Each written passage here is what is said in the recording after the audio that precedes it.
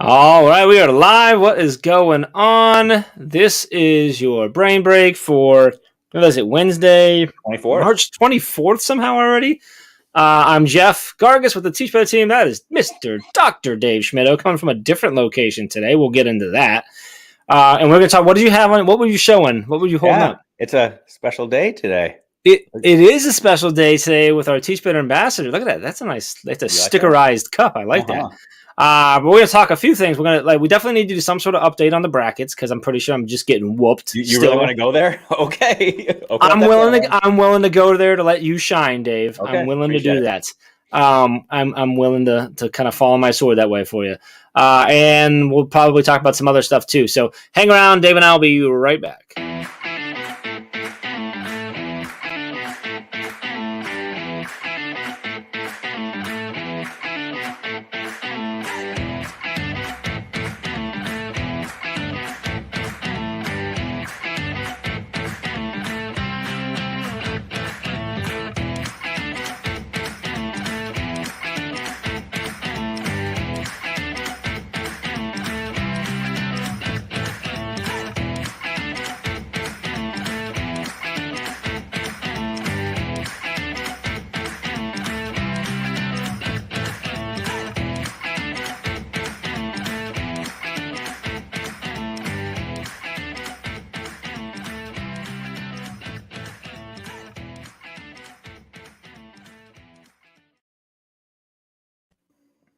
All right. So I'm just looking at social media right now and like all these ambassadors blowing up my feed. It's crazy. So cool. Yeah. We can talk about that in a minute. It's like something happened. Something happened. Before we talk about that though, like where are you? Because that's not your house. This is not my house. Or maybe it is. Is that like your house? Yeah, right. I run Mount Pleasant, Michigan. That's right. I'm the mayor. Now this is the home away from home. This is the office, the comfy confines of Central Michigan University. And today I had a meeting with the dean, which is sort of like when the principal says, I need to talk to you. Today I had a meeting with the dean, so I had to get up here and have a conversation. They said you can do it face-to-face or we can do it via computer. And I said, I'll be there face-to-face. It was a good one. Is that similar, so I can understand, is that similar to, because I've never had to answer, the principal wants to talk to me as a teacher, but is that similar to like, hey, Dave, Carrie wants to speak with you? That's exactly what it's like. Is that what it's like? Okay, cool. Yep. And so the difference is when Carrie says, I need to talk to you, like it's instantaneous. This was one of those a month ago. They say, hey, can we schedule a time to meet? And then I had to wait a month for this. Yeah, it was Carrie, you drop everything and just make it happen. Yeah. We understand. This is just one of those status checks. They just want to make sure life was good. They hadn't seen me because of COVID. And is your status green, yellow, orange, or red? Like, where are you at on the scale? I'm not really sure what the orange represents, but I'm good to go. You can guess. Good to go. So you're green, okay? I'm good. Yeah, it was fun. They're like you're green. That's good. Yeah. Hi, Livia. Megan's here. Jillian. What's going on today, Jillian? Anything fun? Mike, same with you. Mike, new ambassador. Chris, where's Chris? Why is Chris Madison here? He's never he's always hiding and stuff. He's got work to do. Speaking of a guy that's everywhere, he just sneaks into the cracks and is like, I'm going to make a comment and I'm out. So yeah. Whoa, wait a minute. Another bonus episode. Chris, what's the bonus episode? Can you share with everyone? Because I think he might be a week delayed. I think it came out last week. On Thursday. Yeah, it came out last week. Yeah. Chris, you moved so fast it already got done. But there's a chance we cut it up from somewhere else with you guys. Who knows? You know what I mean? Cool. Danielle's posted in the house. Andrea's here. Who's this here? Hey, friends. Happy Wednesday. Where's that at? Why is that not showing up on my thing? Who is that? I have the group up here, but it's not showing me that. So, Yeah. Brad, good to see you. That's not how I spell my name, but it's always a pleasure still. Maybe that's the Canadian way to spell my name. I don't know. I'm an R-E-Y. Extra A in there. Yeah. I'm an R-E-Y, and Prickett's like, forget that E. It's out of here, right? And he spells it almost like mine, but just slightly different. Mr. Prickett, good to see you, brother. Natalie's in the house. So it's from the 12-hour live convo. Really? That's going to as a bonus? Mm-hmm. It's a thing that has spurred on so many other conversations with the two of you. Actually, on our bonus episode last week, which, by the way, if you're watching and listening to whatever, and you have not watched, if you have not listened to that conversation with Dave and Caitlin, on Teach Better Talk. Like that bonus episode is incredible. We've got schools literally doing like book studies around it at this point. But that was spurred from the feedback we got from your conversation with Caitlin back during 12-Hour Live. So that's what that's doing there. Well, so that's because Caitlin is just so stinking smart. It is, and somehow, oh my gosh, somehow when she speaks with you, it makes her sound even smarter. I haven't quite figured out which way that is. Speaks to me, they sound smarter because, yeah, I'm like the Kevin James. Like Kevin James in every movie always makes the person next to him seem brilliant or super attractive, or that's me. I'm like that's actually a brilliant skill to have. Just right? To think about it. Yeah. So okay. Candace is in the house. Michelle, good to see you. Try spelling. I'm never gonna try to spell your last name. SZCZEPANIK. How to do, Mike? Brittany Wolf's in the house. What's up, Brittany? Everybody's here today. All right. A lot of people don't always catch Brad's humor. Like, this is Brad's humor right here. He's like, I cannot, and he spells type wrong, sorry wrong, Jeff wrong. And it's a lot of people are just like, yeah, you really can't type, Brad. But that's just Brad playing funny. I think, yeah. So Megan's, I'll tell you right there, Mike, Megan's going to have your name down. Her and Andrea will definitely have it down. So can we talk about Carly real quick? Yeah. I was going to say, where you want to go first? We're going Carly. Last week on Thursday, Carly joined the brain break to try to watch it live. She was just a little off. I saw that. I'm glad you're here today, Carly. Fun fact. It's actually Thursday today. What? So well done, Carly. You made it again. Anyway, so where are we going first? We want to talk about how poorly Jeff's bracket's doing. Let's just do that. That's super okay, easy. We'll do that first. Okay, so in our bracket, I'm going to have to scroll way down to see here, so hold on. Well, mine, for me, it's easier because it's up top because it's mine. But there's a 7 exit, so I'm not in last place. That's the key here. I'm not. So are you kind of like rubbing a couple of people's noses in the fact that they are? No. I'm just celebrating the fact that I'm tell you not. their names and then I'm just trouble you're going to be in for doing that. Simply just celebrating the fact that I'm not last place. I'm not saying that I won't be. Rachel Schmittou. No, she's not. That's how I see it. No, you're looking at it completely wrong. Oh, yes, Dave, you're in first place. Thank you, sir. Yes. How are you looking though? Like, so how are you? What's your Elite Eight looking like? You got my max points is still at 1,400. You got 4 of them missing. Final 4, you're missing 2, right? Got 2 of your Final 4 out. Yeah. What am I at? Do I even have any Final 4 left? I only have 1 of my Final 4 out. So like, in my Elite 8, I'm actually saying there's a chance. I'm only missing 1 from my Elite 8. Okay. So 7 of my 8 are still in there. Now, that doesn't necessarily mean anything, right? No, it doesn't mean, especially if I have those same people or those same teams. But since I have 7 left and you only have 4 left, there's at least a couple in there that you don't have that I could get. Yeah. Same in the Final 4. You know, that's true. That's true. So the biggest thing is I need Michigan to lose. Like that's just the reality of it. Which is true for my life all the time. So right. When you look at yours, when you click on yours and you enlarge it, it tells you the points you have, it tells you a percentage, which tells you like the percentage of all the brackets that you're beating, and then your max points. What is your percentage? I'm curious. When I click, where's that at? So if you click on your point bracket, percentage and max. Yeah. What's your I'm at 340 points. I'm at 51.3%. What are you at? You're beating more than half the country. What are you at? What is yours at though?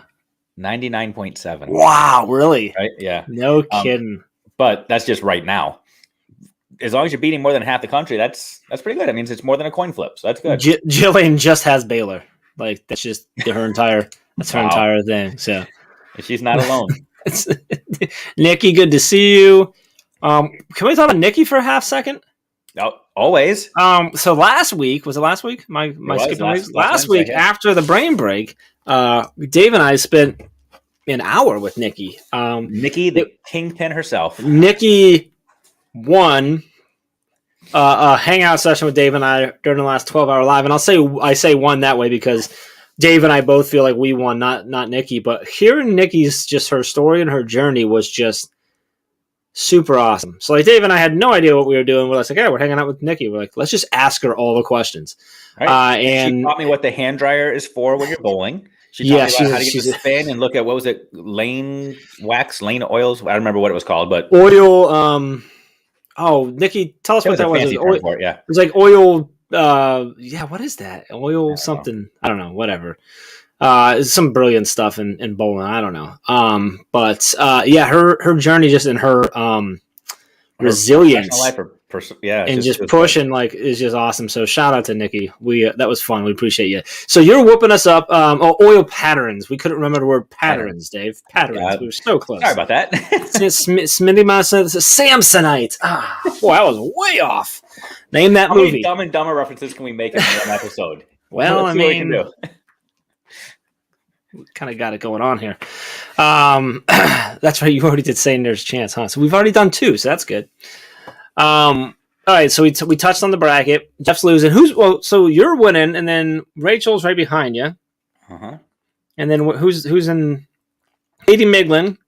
She's actually tied right now with Rachel. Michelle, the other Michigan person, not far behind there. Then Megan. Madsen's down there just above me, and then the Apples are there, and Carrie on the bottom. So here's the thing: if Carrie finishes in last place, Dave, I'm pretty sure. I don't know. I have to check the rule book, but I'm pretty sure it just makes the whole bracket void. But see, here's the thing. This isn't an insult to Carrie. I just know Carrie is always working on blogs, so she doesn't have time to watch college basketball. Yeah. So there's a good excuse there. So is there a chance that when she filled out her bracket, she actually thought she was scheduling blogs? That's possible, actually. That's possible. And I don't know how that would happen, but somehow I feel like that we'll give her that. Yeah. We'll give her that excuse. Yeah, her bracket's not in very good shape. Yeah. By the way, if you're still watching, you really shouldn't be. This has kind of gone already to the end of things. So we covered the brackets. We covered. That's all we covered. We talked about Carly. We talked about Nikki. We're checking all the boxes. So speaking of Carly and Nikki, and just amazing people, can we talk about some more? Yeah, let's talk about that. Yeah, what do we want to talk about? Can we just talk about how social media has been blowing up today with some very, very, very happy people. You and I are a couple of those very happy people because I feel like the family grew today. There are more people to hang out with on a regular basis. The family definitely grew today. It's been really fun. What's fun is there's a few people I think that I've seen post other things that haven't checked their email yet, and they don't know yet. What? Yeah, there's a few people. There's actually someone who commented here who I'm pretty sure maybe hasn't checked his email yet. I don't know, but I do want to say I see Christy there. Hi, Christy. Good to see you. If we're talking about the same person, he did. Okay, he did. Okay, because I saw a post earlier today. So gotcha. Okay, I just might not have seen all the posts there. There's Megan. Megan, good to see you. Or it could be in spam. That's true too. Or where did it come from? Did it come from me or you? Jillian, are you suggesting like food? Because sorry, only our emails go to spam. If it came from Megan or Andrea or something like that, then it's not in spam. I guarantee it. If you're a new ambassador and you're watching, please type 4 green hearts in the comments if you don't mind. But yeah, so this has been super fun. So it was not quite a year ago. So we launched the ambassador program in June of last year. So it's been a while, right? Because we really wanted to spend the time to go through and take care of those ambassadors and figure out what the heck we were doing with the program. Because we wanted to be different than a typical ambassador program where it's like, here's a shirt, and if you could wear that to conferences, that'd be nice, right? We wanted to actually work with them and bring more value to them than they bring to the brand. And we feel like we did that. Hopefully, ambassadors, I guess, can tell us whether we're right or wrong on that. But it's been, so then when we opened back up, it was exciting. We got, just like the first time, we got way more than we planned on, way more than we expected. It was a ridiculously difficult decision that there's a group that goes through it and tries to figure out the best way to go. And it's really tough because it's like, I don't know that there were any applications that weren't great. It's just one of those things. So, but okay, I'm giving shout outs now. So Michelle's brand new ambassador, Mr. Prickett here. That's who I was talking about. I didn't see anything from Jeff, but it sounds like it was there. So Nick is just more excited about all of them. So I love it. Jillian, we already said, and Mike there. Chris trying to earn some points with the boss there. Well played. Yeah. Which, by the way, we do need to give that shout out. Like Jeffrey Prickett has also just got named the Illinois Principal of the Year. Like, congrats, brother. That's awesome. Yeah. So it's been a fun day, Dave. Like, what are you? I've been with my kids for the most part of the day, so I haven't been able to get in as much in social media. So I still got to go back and watch, like, go look at a bunch of the tweets and stuff like that. But tell me where you're at in your head. I have like a 2-hour drive from home to where I am right now. And so I had notifications on stupidly with my phone sitting next to me as I was driving. And it was just like ding, ding, ding, ding, ding. And then when I came up to my office and I pulled out my phone, I kid you not, 86 notifications sitting there from just people that were super excited just in the 2-hour drive. And it was just like, ambassador. I must have been making the drive as people were opening emails or something, because it was exciting. And now I'm playing catch up after my meeting that they're all there again. Just, it's so much fun. So much fun. It's like Christmas. That's exciting. And I think what's really cool, is that I don't think any of those people knew that today was the day the email was coming, did they? I believe Megan and Andrea sent them a message, an email last week, let them know. I don't know if they let them know the exact date, or just let them know that it would be this week sometime, or that it was coming soon. But I think actually, now that I think about it, I think they said by the 24th. So like, yeah, it was exciting this morning. Megan shot a message like, "Hey, like emails going out in about 10 minutes." I'm like, "Ooh, that's fun!" Like. What email? Stay tuned. No. So that's it. We also like there was some cool news given to our founding ambassadors. They got access to some very exclusive ambassador swag. So and then basically shut down our swag site because they hit it so hard. So all the new ambassadors are going to have access to that too. And then we also have some folks in our ambassadors that are stepping up as lead ambassadors, taking on a little more specific roles and helping manage the program and stuff. And so they also got some exclusive swag as well. So that's been fun too. Can I just ask you this dumb question about swag? Sure. People were commenting about Zippy, how they're super excited about a Zippy. Yeah. And I have no idea what a Zippy is. Can you explain to me what a Zippy is? A zip-up hoodie? Is it a lighter? Oh, okay. No, that's what I was thinking. Every time I typed that word, I'm like, because I would call it a zip-up. But someone called it. Who called it a zippy? Was it Nikki? Or no, it was Alex. Because that was one when we talked to the ambassadors. When Megan and Andrew were talking to ambassadors about swag, like that was the one thing. Like everyone, they're like, we need a zip up hoodie. It needs to be a zip up hoodie. Maybe it was Candace that pushed it. So it's a zip up hoodie. Like instead of the full. I was thinking the same thing. Every time I did zip up, I'm like a Zippo. Like, is that a zippy? Like a zippy lighter? Like, but I don't know. Now I know. I'll have to order a Zippy. Like it. Okay. I believe there's a hoodie in there too. I think there's a hoodie, t-shirt, a Zippy. Okay. And then a mug. I don't know. Okay. Someone ask Josh. Josh would know. Or ask any of the people that most people have commented have already bought a bunch of stuff. Apparently they've been going through the catalog today here and cleared it out. So they know what's there. So yeah, it's been an exciting day. And it's getting excited. There's still something. There's actually still a couple little pieces that the new ambassadors don't know yet because we didn't want to completely overwhelm them. So some fun little things that they're going to have access to and get to be a part of that they don't aware of yet.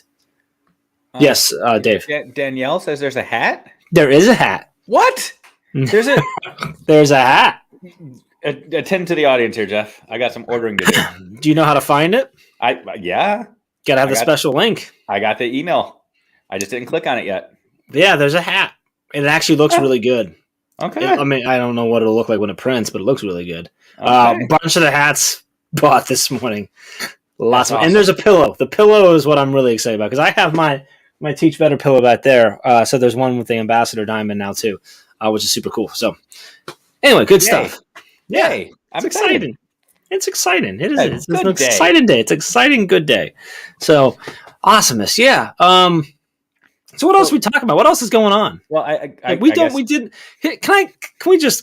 with everyone? This isn't going to surprise anyone at all. But like a couple weeks back, Dave and I got very we got to organize. We got some spreadsheets and some docs and stuff going. But we're going to organize our brain breaks. We're going to plan things out. Not necessarily like plan out like agenda wise, but like at least like think through some stuff. No, that's not right now. I think that. Jeff. We created some documents and shared them with Ray so she could see that there was going to be a plan someday, so that Ray would stop saying, get a plan together. That was what we did, Jeff. And that's essentially what happened. Yes, that's very much what happened. Because I'm pretty sure the docs are still completely blank. There may be a couple of things on the one sheet, but definitely nothing else. So yeah, we just kind of wing it. That's just kind of what we do here. But what do you want to talk about? We knew we chatted really quickly beforehand. We're like, hey, let's talk about the ambassadors. Okay, that's good. Like, check. Well, I feel like this always turns into like a session for me just to get some time with you, and I just milk it for all it's worth. So feel free, you can pass the buck to somebody else if you want to, if you're not ready to answer this question. But being here today on campus reminded me of how difficult it can be at times when you feel like you're just being pulled in 1,000 different directions. We had some conversations with some people in Mastermind yesterday about this too. Just people feeling like they're being stretched, and we've got people that they are parents, and now they're having to also take care of their own parents, or you've got a 9-to-5 job that is now a 6 to 10 p.m. job, plus other responsibilities. And sometimes it just feels like the term that people throw around all the time is that there's no balance. You just can't find a balance for it all, and you just don't know how to keep it all straight. And today I was kind of feeling that way as I opened up my laptop and was thinking, do I focus on the college work? I've got some Teach Better stuff I want to attend to. I've got blog stuff I want to attend to. And I don't know how to find the balance between all of that and giving all of me to everybody that expects things from me. So yeah, Jeff Gargas, help me, please. Oh, all right. Fix me. No, I think I don't. So I feel like you're trying to get to the harmony thing, which is where I would go. But I think when the part you just said at the end about giving all of you to things, like the fact like you can't always do that. Like that's just the reality. Like as harsh as it sounds, like get over it. You can't. It's impossible, right? Because sometimes certain aspects of your life need more of you and demand more of you, and that's how you find that. And so when I talk about harmony, you think about like a song. A song is almost never balanced, right? It's the combination of all the different parts of a song, all the different pieces and the sounds and everything like that come together in just the right way to form the harmony and the flow and the feel that you want out of that song, right? But sometimes that means sometimes the right song has to have a whole lot of bass, right? And the bass is leading it. Sometimes it's a soprano that's got to carry it, or it's the vocals, or it's a guitar solo, or it's a drum beat, or whatever it might be. It's the same thing in your life. Like at some points in your life, you're playing different songs than others, right? And so for me, like the idea of balance, and here's the funny thing, is like when I say this, I also then completely in my head, I'm like, yeah, but like what you're saying is balance, because harmony is balance. It's just not equal balance, right? So, but like you can't, in a lot of ways, you can't. The idea of balance is not necessary between like life and work is almost not even a fair game for fair challenge, because by nature of the way our society works, you're going to work for 40 to 50 to 60% of the time you are alive. Mm-hmm. So simply by that nature, you can't find balance. So, okay, and I appreciate that. So I'm going to use your harmony analogy. So I was listening to a podcast yesterday with some songwriters on, because, I aspire to be a songwriter someday, or if not, just, some professional singer because of my amazing musical talents. Absolutely. But I was listening to the songwriter, and the interviewer asked, I thought it was kind of a profound question, but it was a simple question. The question was, do you ever listen to a song that you've produced and put out to the world and then start second guessing the quality and wish you could pull it back? And wish that you could do a redo and fix. And the guy said, absolutely. There's not a song that I've produced that I haven't wanted to redo. Sure. So when we talk about this idea of harmony, it's almost this idea that you're going to be creating the perfect song. The perfect song requires some sort of balance or arrangement of notes and sounds. But you don't know the quality oftentimes until you look back and say, ooh, I missed it today. There's a lot of stuff I should have done, but I chose other paths. Mm-hmm. And I feel like that's kind of like right now, I've just got stuff stacking up because I keep prioritizing other things. And I'm sure there are people out there that feel the same way at this time of year. So I want to say, if I use the word perfect, that's my. You didn't say that. That's just. Well, I might have though, but that's not the. that's not the right word for me. It's the right song. So here's how I look at that: is if you ask 10 people that knew a little bit about pop culture and music, and you're like, best musician or who are your favorite musicians in time? 9 out of 10 of those are going to name either the Beatles, Elvis, Led Zeppelin, someone of that nature, right? Tim McGraw. Unlikely, but yeah. But like seriously, but here's my theory. Here's my theory that I've always been. I'm like, a lot of people who say that, with like Zeppelin's my favorite band of all time, probably actually don't actually really love Led Zeppelin. They're supposed to, because that's what you're supposed to do if you're a music guy. Okay. You're supposed to appreciate the greats. But for me, I'm like, dude, if the thing that gets you, that hits you in the soul is Bop by Hanson, then that's the right song for you. Even though a lot of people would argue that it's probably not a perfect song or a great song.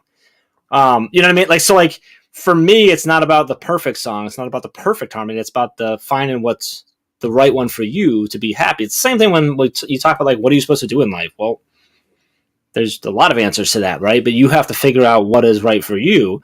And like you just said, you might think you're playing the right song today, and then tomorrow you gotta adjust that and you gotta change it, right? So, but my thing is like based on where if you feel that you're following the path to what's going to make you happy, then that's when I'm saying harmony and the right song. I'm talking about happiness. Like you're making yourself happy, and sometimes that in order to do there or to get there or to arrange that song, like your job has to take over and has to take priority because it's required for society we live in or whatever it might be.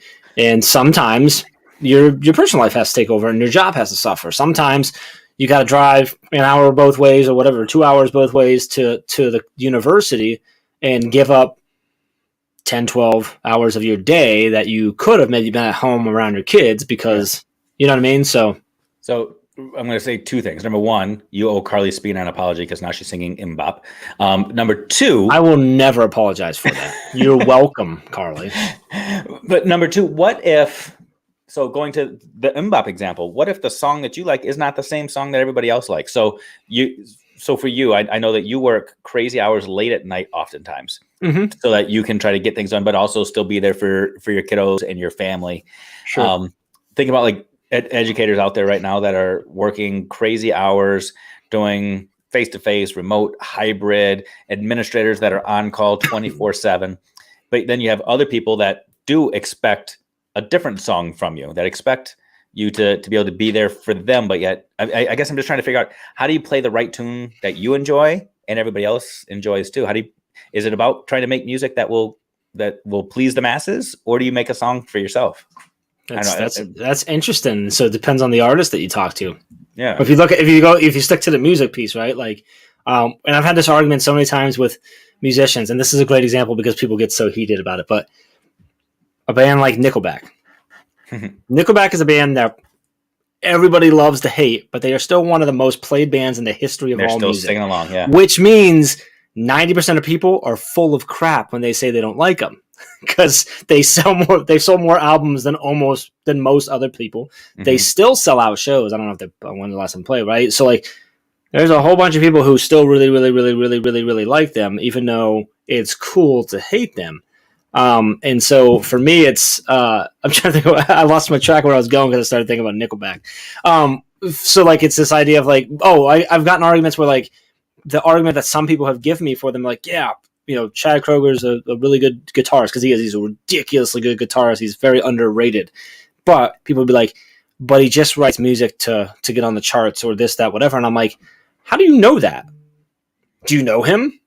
Have you talked to him? Do you know what music is actually? Do you know that what he's writing, when he sits down and writes a piece of music, he's like, ooh, this will do well in the charts. And he might. Charts represent what other people want to hear, though, right? Sure. So I'm getting to the question of like, yeah.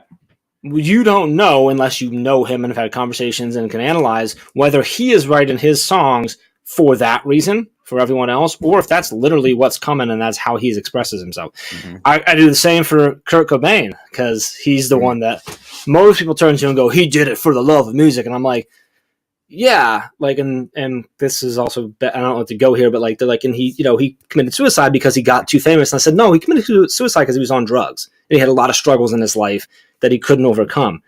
And it sucks. I'm a huge Nirvana fan.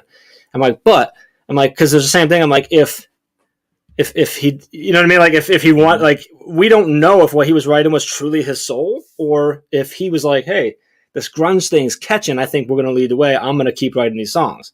Now I have my opinion of what I think is right or what true of that. But like, for me, it's the same thing here. So like, you got to determine, like, what are you doing? Are you trying to live your life and build things for other people or for yourself? And the answer could be yes or no for each situation, because obviously your kids and your wife might receive a different answer than your colleague or your boss or society as a whole. So you have to you got to figure out what, and for me personally, I don't think either one's wrong. Yeah. And you just have to figure out what's right for you. Yeah. And which is much easier said than done. I want to be very clear, like, when I talk about this, like, it's not easy. As I'm hearing you speak, Jeff, I think a caveat that you need to be aware of, and I can't believe I'm going to actually compliment you in this way, but you are one of the nicest people I've ever met in my life. Like, I think, right? I know, but it's so true. And I say that with all sincerity, that you see the best in everybody. We talk about assuming the good and doubting the bad. You truly do assume the best from people. And you assume to a fault, I think. Well, but in a lot of cases, regardless, you assume the best of intentions for everybody. Yeah. And this reminds me, last night in our evening mastermind, we talked about whether or not leaders should be liked. And it was a great conversation. Yeah. But I think it kind of goes along the same lens of, you're assuming, with the musical analogy, you assume that everybody is being pure and holistic, and they're being authentic to who they are. I think that when we get frustrated with people that might not be delivering things for us right now, or not able to meet our needs, or aren't giving us our time, oftentimes our issue isn't necessarily with the time component. It's because we're thinking about their intentions or their values or what they were hoping to accomplish, as opposed to assuming they're doing all they can, or they're trying to meet needs, they're trying to solve a problem. And we start to assume negative intentions. So, because what we're actually doing right in that point is being selfish. Like, walk me through that. Yeah. Well, because if I'm upset because you're not giving me attention, that actually has nothing to do with you. I'm just sad because you're not giving me what I want. I'm not saying I'm not warranted in whatever that situation is, but that's why I'm angry. That's why I'm assuming that you're being mean to me and that you're doing this to me, is because you're not giving me the attention. Now, that could be the case. I could be trying really, really hard to be over the top on you here, Jeff. Go ahead. like again, it's so situational, because I could be working really hard in our friendship and you're not giving back, and then I have the right to be upset. But there's also a chance that I'm just feeling like I've had conversations where people are like, yeah, and this is my friend or whatever, and like, they never call me, they never do anything. I'm like, when's the last time you called them? Oh, I don't know, because I just stopped. I'm like, oh, okay. Well, when's the last time you? And I was like, I got a buddy, so everybody knows Chad, but I have one of my oldest friends in the world is Chad, and he's lived in Virginia since I think 2 years after we graduated. He moved out, whatever. But like, or no, because he hung around for a while before moving. But for like 3 or 4 years of like after school and stuff, after graduation, like.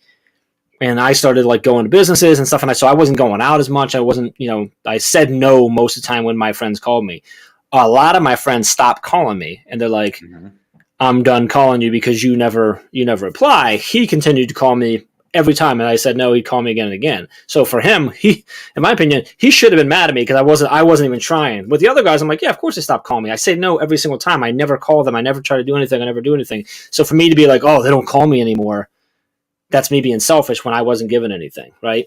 So like, depending on the situation, you could be being selfish, or you could be legit and in the right. Like, I don't know the answer to that most of the time, because again, it's going back to intention. Like, why aren't they putting this effort in? Why are they not there for me? Or is it because they aren't, or because I haven't been?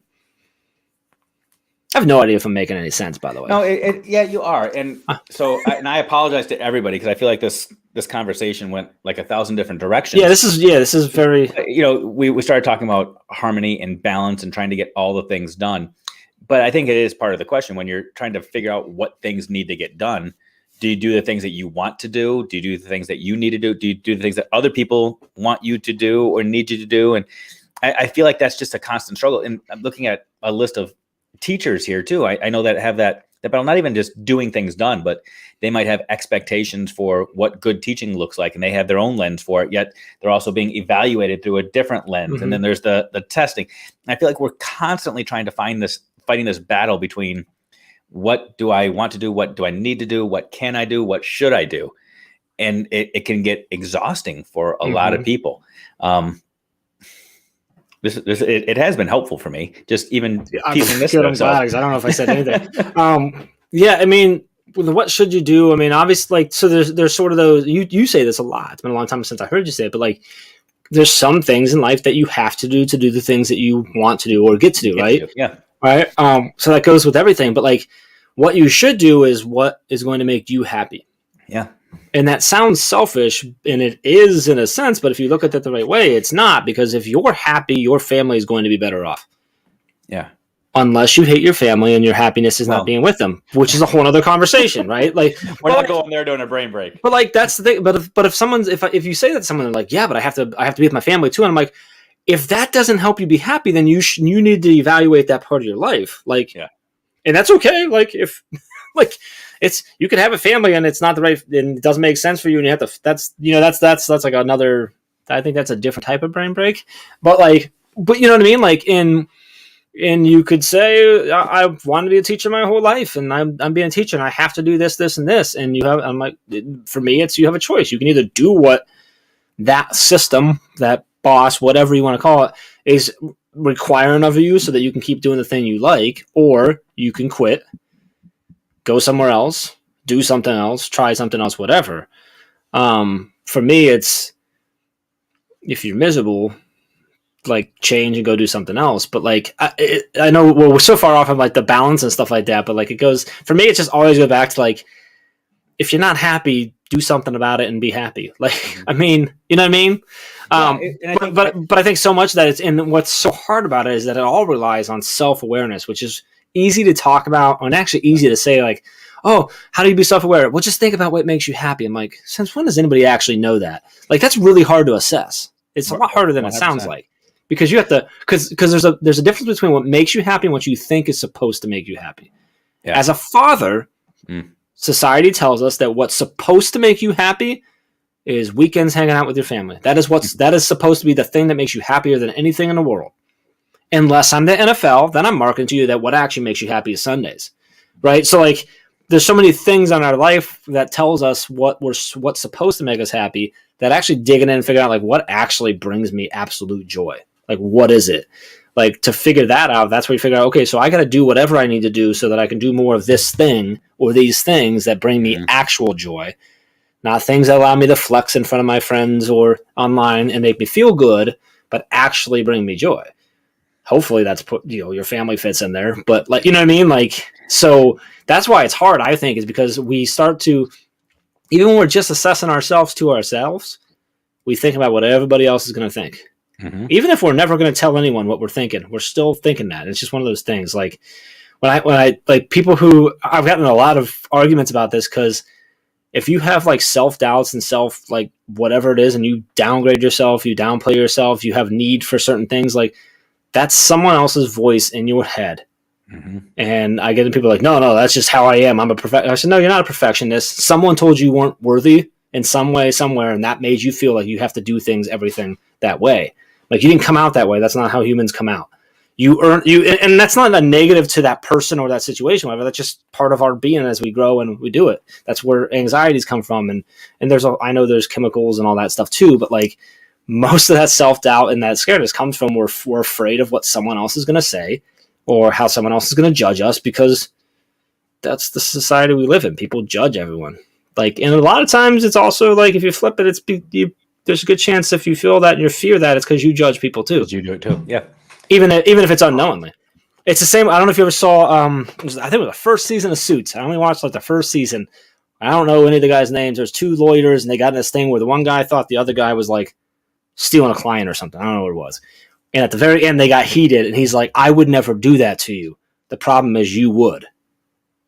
And he's like, so like, he was telling the one guy, like, he goes, you thought I was going to, screw you over because you would do that. And that's the actual problem. And so like, sometimes with judging, we have to look at that type of stuff. So I don't know. Anyway, that's going again way off, but wow. For me, it's figure out what makes you happy. Like, and do you have a leather couch in there behind you or something, man? Because this is good for me right now. There's one over there, like there's like a layer of cat hair, I think, on it, but it's like when you get it, it kind of feels leathery, I guess. Not really. No, but this. Carly said it best. I mean, brain is just fuzzy right now. This is good stuff, and I was going to say, good thing I've got a 2-hour drive on the way home, so I can think about this. But no, I got 2 hours to hang out and talk to you some more after this. But that's okay. That's why we got another meeting. You have given me a lot to think on and truly reflect on. But I also want to throw out this idea that it doesn't have to be all or nothing. Like this idea of, absolutely, I have to always be happy. I have to always, because if you're always happy, then you don't know that you're happy because you have nothing to compare it to, number one. But that idea of sometimes you do have to do some things so that you get to do some other things. Mm-hmm. There are always opportunity costs. And I think sometimes we forget about the opportunity costs because we just want the reward. We just want the fruit, and we forget that we have to climb the tree to get it. And I know I use Shark Tank examples all the time, but if I'm ever on Shark Tank, number one, I want to be on Mark Cuban's team. But if I can't get Mark Cuban, I'm going for Mr. Wonderful, Kevin. And people look at him and say, he's mean, he's horrible, he's nasty, but he is honest and real. And he says, I want to make money. I will push you. I will make you work. And then I will be silent. I will shut up. And I just want you to make money. And I feel like at times there are things in our life that are sort of like the Mr. Wonderfuls, that they are just that person or that thing that is there to allow you to get the thing you want to ultimately get. Like, I'm looking around. I am here right now so that I can be here right now. I show up for work and do this thing because I love being able to do this thing. So I do this to do that.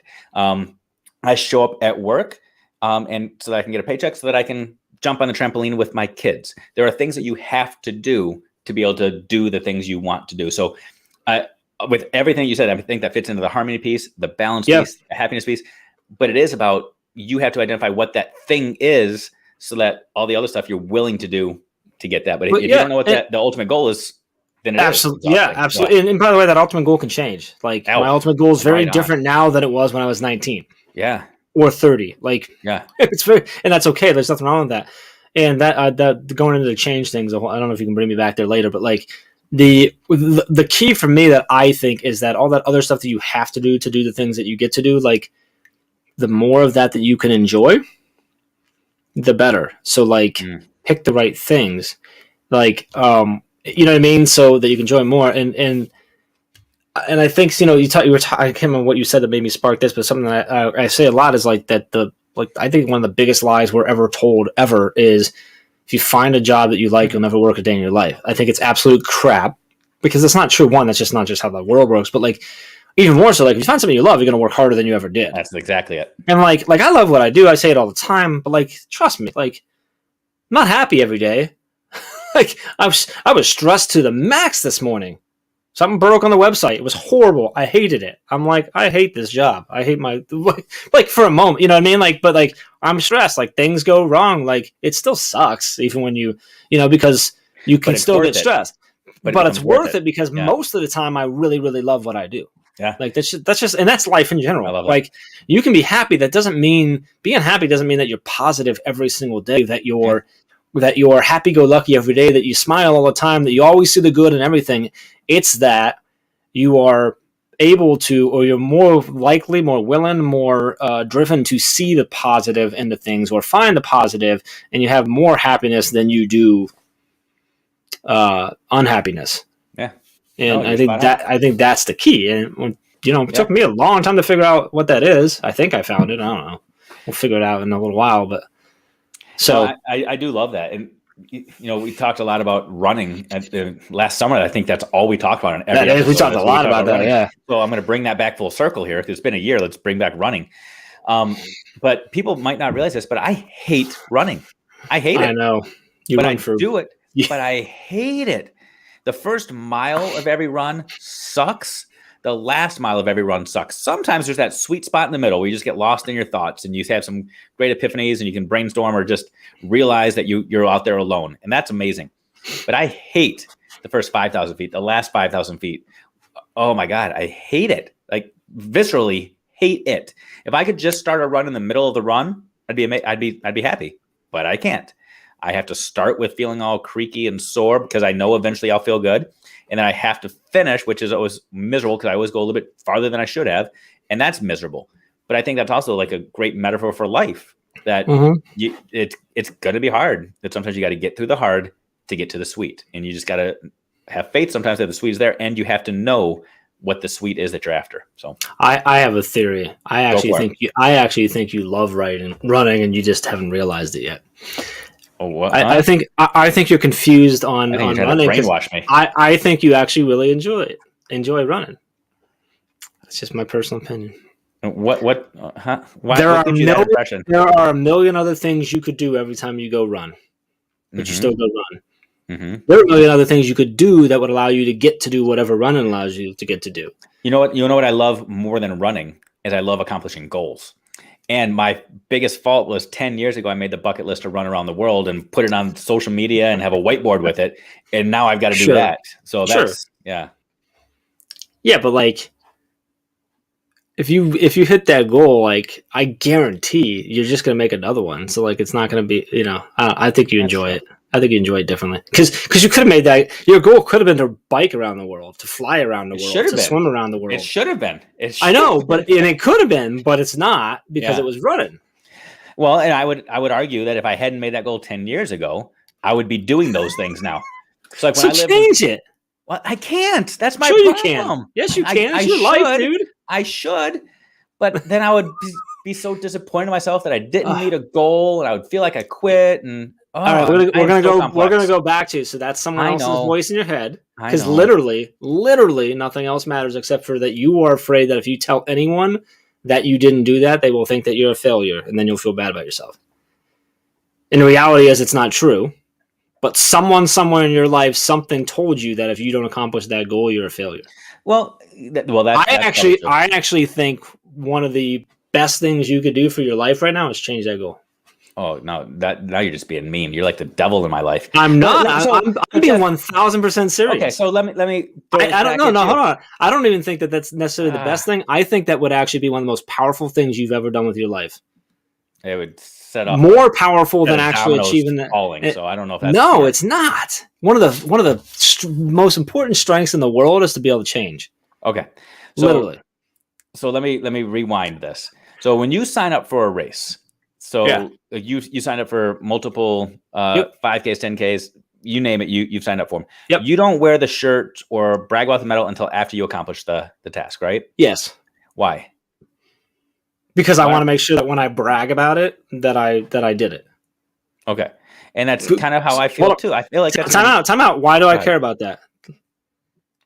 If I was running for my health, I'd run for my health. I'm running because I like the feeling that I get when I tell other people that I did that. That is 100% driven by me needing other people to think, "Ooh, Jeff ran a race. That's cool." So that's Jeff, all. It's me wanting everybody else to judge me in a positive way. On my right shoulder, I don't know if it looks like my left on the screen, but on my right shoulder, I have a tattoo of the earth and a man running on it. I literally made a goal to run around the world and said, I am so committed to this, I'm getting a tattoo of it. So now I have to go get the tattoo removed, Jeff. No, you don't. Change what that tattoo means. So when everybody looks at the tattoo and says, why'd you get the tattoo? I say, because it was a goal I had 10 years ago. And that's like getting an ex-boyfriend or girlfriend's name, and you got to explain it. So right there, you just proved that the goal actually has nothing to do with you needing to accomplish a goal. It's that you're afraid that if you tell anyone else that you didn't, they're going to judge you. Well, now I feel like people are going to judge me if I don't get rid of the goal. It's like, what if that tattoo changed and became a representation, a reminder to you that you have the power to change anything, and that it doesn't matter what other people think about you?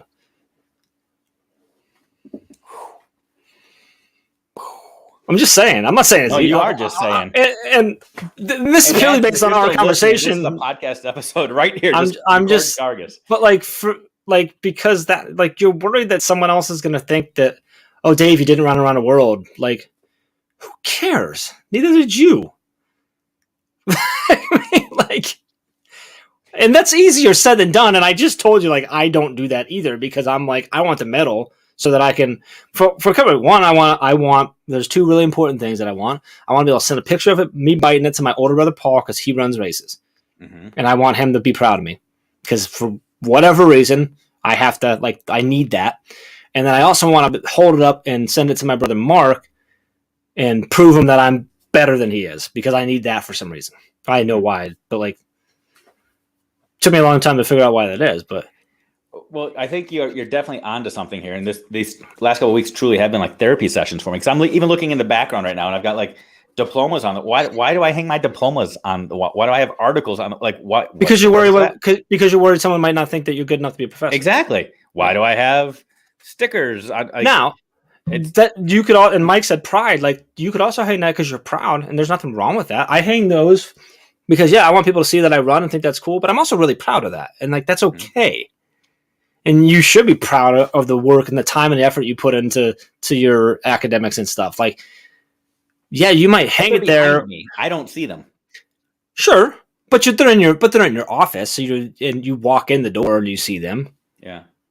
Like, I don't see them either, but when I walk down or when I turn around, like, I see them and I'm like, oh man, I've ran a bunch of races. That's pretty sweet. Like, so it can be both. and I'm not saying that it's like, here's the flip on that. If you run races purely because you want to get medals and show off to people so that you can flex and feel cool, but the byproduct of that is that you get really healthy and in shape, win-win. Is that really negative? However, if it drains you and stresses you and causes you anxiety and unhappiness, now it's not worth it anymore. But see, and again, I think this is because you are a better person than me and most other people. I think other people would hear what you just described as, okay, even if the byproduct is a good thing for you, it's still arrogant, selfish, narcissistic, all of those other things. Because humans are arrogant, selfish, and narcissistic by nature. We all are. Like, otherwise, we wouldn't be live right now. No one would be commented. No one would have a Twitter. No one would have ever posted a picture about a shirt they bought, a cup they bought, a whatever. We wouldn't buy things like Nikes and stuff like that, because we buy all that stuff to try and communicate to other people something about us. Typically, I'm cool. I have money. I'm smart. I do work. Whatever that is. Like, that's why 90% of people started smoking back in the day, because it was cool, because they marketed it as being cool. That's why people like Apple. Yes, they work better than most machines, but this is just cool because I'm, you know what I mean? Like, it's, so I love that I have the 12 Pro, because I can say, Dave, I have an Apple iPhone 12 Pro, because for some reason Pro makes me cooler. No, you are just cooler, Jeff. But yeah, but you could do 90% of what I can do on that thing. You can do on a freaking track phone from Walmart for $40 a year or whatever it is. But that's not cool. Track phones are lame. but we're all that way. So like, for me, it's like, recognize that you are that way. Like, if you weren't, then you would literally never post anything on social media. Spot on. And you can say, but my friends and family say that. I'm like, yeah, you could also direct message them in the same map. Yeah. Like, so, but like, I'm like, that's okay. Like, that's human nature. Like, these last few weeks have confirmed a lot for me. Number one, that everybody is smarter than me, and I appreciate that. Maybe that is my role on this team. It's just to sit next to people to make them feel and seem so No. You don't get to take that. That's always been my role. So you don't get to take that role. You just have some.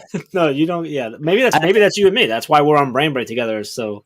And I don't know. And I feel like the not having a script or a schedule for this is helping me. I don't know if it's helping anybody else, but I feel like these free therapy sessions are so valuable. And it's not necessarily a brain break. It's changing the way that my brain thinks, which maybe it is taking a break from all the other nonsense that's constantly bouncing around in there. I don't know. But it's been valuable for me. So I appreciate it. If we ever get back to just randomness and goofy games, that's cool too. But this has been helpful for me. I think we're pretty random still. Like, there's still a lot of random stuff. Yeah. I don't know. I think most of what I say about this type of stuff is because I'm just analyzing myself constantly, because it's all the same stuff. Like, and I don't know. Like, because at the same time, I'm like, did everything I just say actually just come because I've heard it and I think that's what I'm supposed to say? I don't know. I feel like I'm in the Matrix right now. Did I say what I was supposed to say about people not caring about what people say? What? Or is it actually that we're all supposed to care what people say, and that's how the harmony of the world has actually come together? Is that we just do what other people want? And I don't know. But that is a powerful point. And I had a conversation with Kara Martin from DBC about this.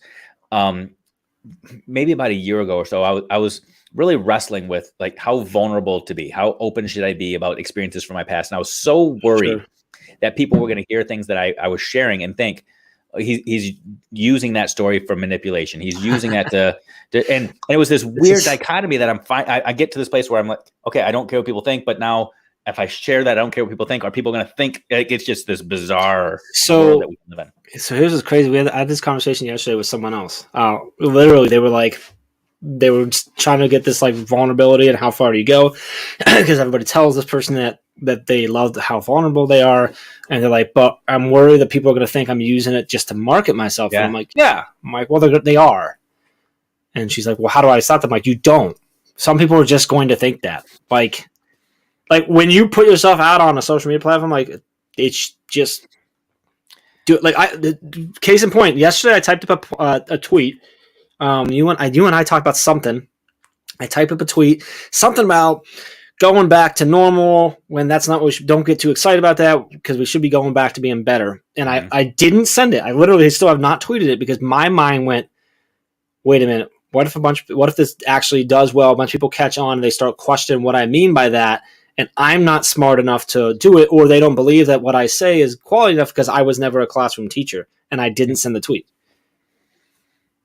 What I did, I let that battle the idea of the other side that I should have listened to was, yeah, but what if you tweet that and the right person hears it and goes, ooh, you're right.